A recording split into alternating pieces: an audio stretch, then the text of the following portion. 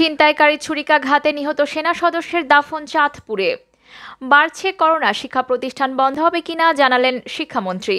চাঁপাইনবাবগঞ্জ পৌর নির্বাচনের অনিয়মকারীদের শাস্তি দাবি। ফেসবুক, ইউটিউব থেকে মাসে কত আয় করেন হিরো আলম। মিশা জায়েদ প্যানেলে মৌসুমী যা বললেন ওমর সানি। এবার দেখুন বিস্তারিত সংবাদ। ছিনতাইকারী ছুরিকাঘাতে নিহত সেনা সদস্যের দাফন চাঁদপুরে। নারায়ণগঞ্জ সিদ্ধিরগঞ্জে ছিনতাইকারীদের ছুরিকাঘাতে নিহত সেনা সদস্য শাহিন আলমের মৃতদেহ দাফন সম্পন্ন হয়েছে। চাঁদপুরের মতলব উত্তরের মানিকের কান্দি পারিবারিক কবরস্থানে তাকে দাফন করা হয়। পুলিশ ও পারিবারিক সূত্রে জানা যায়, ১৬ জানুয়ারি বেলা ১২টায় সেনাবাহিনীর একটি হেলিকপ্টার যোগে নিহত সেনা সদস্য শাহিন আলমের লাশ মতলব উত্তরে উপজেলা কমপ্লেক্স মাঠে নেওয়া হয়। পরে ইমামপুর পল্লীমঙ্গল উচ্চ বিদ্যালয়ের মাঠে লাশ নিয়ে যাওয়া হয়। সেখানে সেনা সদস্যরা গার্ড অব অনার শেষে বেলা ১২:৩০টায় জানাজা অনুষ্ঠিত হয়। পরে পারিবারিক কবরস্থানে শাহিনকে দাফন করা হয়।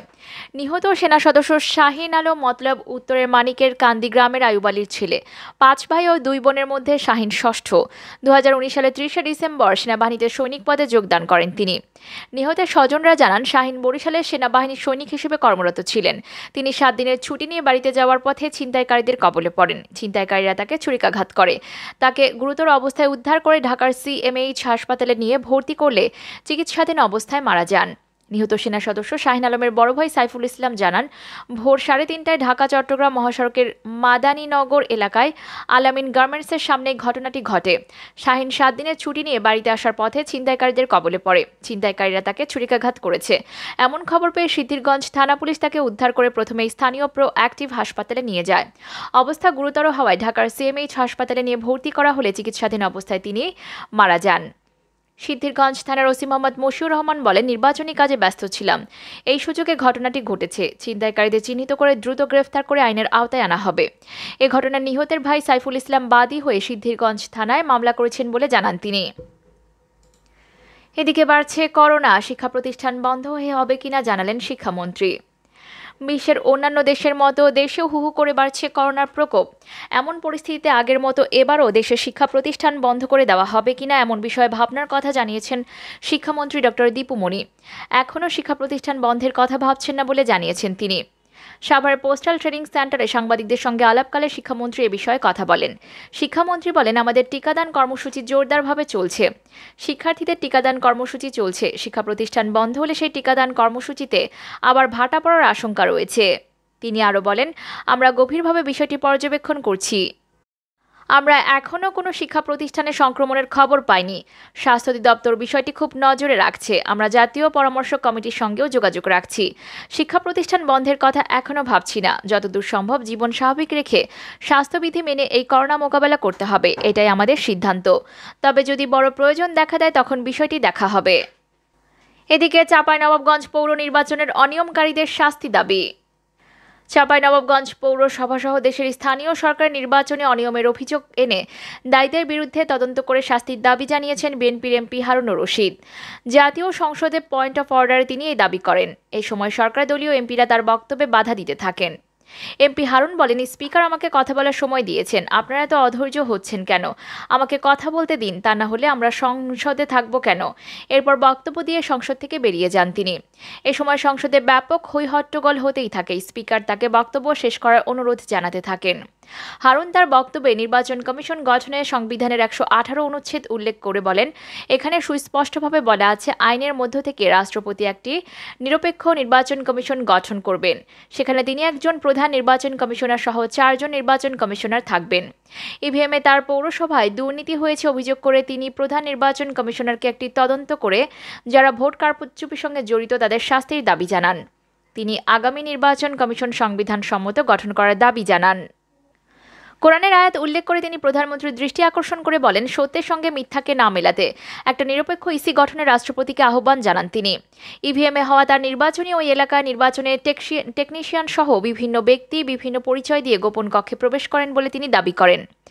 গত ২রা ডিসেম্বর চাঁপাইনবাবগঞ্জ পৌরসভা নির্বাচনে ৪ যুগ পরে আওয়ামী লীগের মোখলেসুর রহমান বিজয়ী হন। নির্বাচনটি ইভিএমে ভোট নেওয়া হয়। এই নির্বাচনে ব্যাপক দুর্নীতি হয়েছে বলে মন্তব্য করেন হারুন রশিদ। এদিকে ফেসবুক, ইউটিউব থেকে মাসে কত আয় করেন হিরো আলম। আশরাফুল হোসেন ওরফে হিরো আলম, যাকে নিয়ে আলোচনা করা হয়, কিন্তু তাকে এড়িয়ে যাওয়া যায় না। আলোচনা সমালোচনার তোয়াক্কা না করে আপন মনে কাজ করে যাচ্ছেন তিনি। জাতীয় নির্বাচনেও অংশ নিয়েছিলেন, আগামী নির্বাচনেও লড়বেন বলে জানিয়েছেন।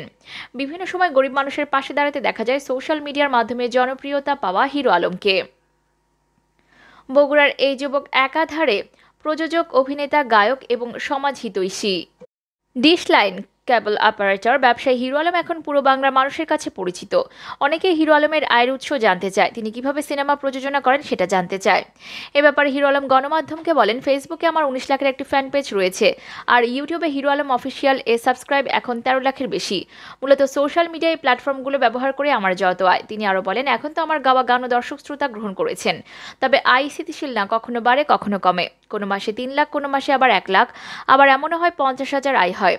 সোশ্যাল মিডিয়া ব্যতীত স্টেজ শো করেও আয় করেন হিরো আলম। তিনি জানান, বিভিন্ন অনুষ্ঠানে পারফর্ম করে কিছু টাকা আসে, এই আয়ের টাকা দিয়ে গরিবদের সাহায্য করে সিনেমা নির্মাণ করি। টাকা তো জমাই না, যা আয় তাই ব্যয়। তবে অর্থ বেশি হলে খুব ইচ্ছে ছিল বড় আয়োজনের আরও ভালো ভালো সিনেমা নির্মাণ করার। প্রসঙ্গত, হিরো আলম অভিনীত প্রযোজিত টোকাই, বউজামাইয়ের লড়াই, নষ্ট হওয়ার কষ্ট সিনেমা 3টি মুক্তির অপেক্ষায় রয়েছে। এদিকে মিশা জায়েদ প্যানেলে মৌসুমী, যা বললেন ওমর সানি। প্রিয়দর্শিনী অভিনেত্রী মৌসুমী এবার শিল্পী সমিতির নির্বাচনে মিশা জায়েদ প্যানেল থেকে কার্যকরী পরিষদের সদস্য হয়ে নির্বাচন করেছেন তিনি। 2019-21 মেয়াদে শিল্পী সমিতি নির্বাচন করেছিলেন সভাপতি পদে মৌসুমী। সেবার তার প্রতিদ্বন্দ্বী প্যানেলে ছিলেন মিশা জায়েদ খান, কিন্তু কেন প্রতিদ্বন্দ্বী প্যানেল থেকে নির্বাচন করছেন তিনি, এ নিয়ে নানা রকম কথা চলছে সামাজিক যোগাযোগ মাধ্যম ও সংবাদ মাধ্যমে। বিষয়টি পরিষ্কার করতে সন্ধ্যায় ফেসবুক থেকে লাইভে আসেন ওমর সানি। এ সময় তার সঙ্গে সাংবাদিকরাও উপস্থিত ছিলেন। সানি জানান, মৌসুমীর শুধু 2019-21 মেয়াদ না, কখনো নির্বাচন করার ইচ্ছা ছিল না, কিন্তু চলচ্চিত্রের মানুষ হিসেবে তার কিছু দায়িত্ব থাকে। সেই দায়িত্ব এবং সে সময় অনেকের অনুরোধে নির্বাচন করেন মৌসুমী। সেই মেয়াদে মৌসুমী বিজয়ী হতে পারেননি, তাহলে এখন কেন আবার সেই প্রতিদ্বন্দ্বীদের সঙ্গে নির্বাচন করছেন? জানতে চাইলে সানি বলেন, আমি আর মৌসুমী একটি সিনেমা করতে গেলাম, নাম সোনার চর। আমরা যখন সিনেমাটিতে চুক্তিবদ্ধ হই তখন জায়েদের অভিনয় করার কথা না, সে পরে যুক্ত হয়, তার সঙ্গে অনেক কথা হয় এবং তাকে আমরা বুঝতে পারি।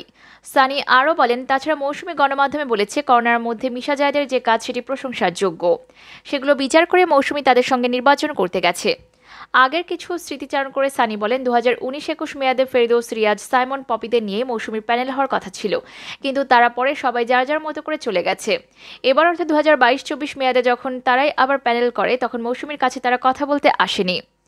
শিল্পী সমিতি নির্বাচনকে কেন্দ্র করে আরও নানা বিষয়, যেমন এফডিসিতে বহিরাগতদের আনাগোনা, জিততে পারলে প্রার্থীদের সিনেমা নির্মাণের প্রতিশ্রুতি, জিততে পারলে প্রধানমন্ত্রীকে এফডিসিতে নিয়ে আসবেন বলে জানিয়েছেন নিপুণ।